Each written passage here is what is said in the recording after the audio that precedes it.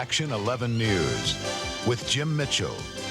Melissa Forsythe. By the time, Melissa Forsythe was the co-anchor of the 6 o'clock news here on WHAS 11. Sirens wailed for a third time tonight in Israel. She had been a fixture on Louisville TV for more than a decade. You're always so chipper.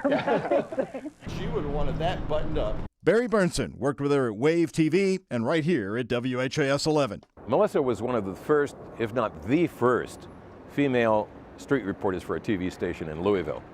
And she came in and got dirty and sweaty with the rest of us and went out in the street. Melissa will keep Wave Country covered. 2 stations over more than 20 years, generations of viewers grew up watching her. She anchored and reported some of the biggest stories, joining WHAS in 1979. And Chuck Taylor with the weather. With the knowledge that the Pope does not appear to be gravely wounded. The artificial heart implant of 1984. An artificial heart implant was his last chance. The Jasper, Indiana man spent some time with his wife Margaret and their 6 children. The Carrollton bus crash. Mahoney maintained his composure on the stand, and at the end he offered an apology to the Radcliffe families. She covered the trial of the drunk driver who crashed into the bus, Larry Mahoney. In Carrollton, Melissa Forsythe, Action 11 News, Night Team. Anchoring with calm some of our worst tragedies.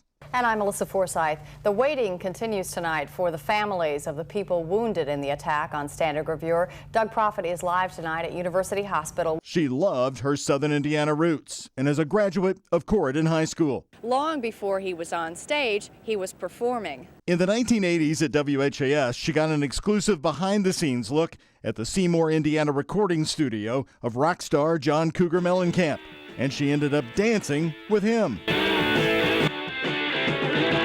She was a trailblazer who broke barriers, joining Wave TV in 1972 right from graduating Indiana University. When the snow stopped Louisville cold, Wave News anchor Melissa Forsythe moved into high gear. She was a street reporter first.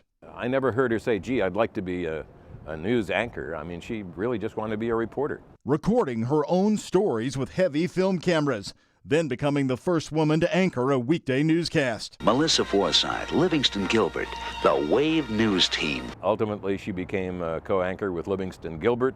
By the way, they used to speak French together. They were both fluent in French. But when Wave didn't renew her deal and then tried to stop her from moving over to WHAS, the 2 stations headed to federal court over her contract. WHAS won. Now, from WHAS TV, this is Action 11 News, Night Team. She joined us as the Southern Indiana reporter and then weekend anchor, rising to weekday anchor here. As a public figure, very, very private. Liked her alone time.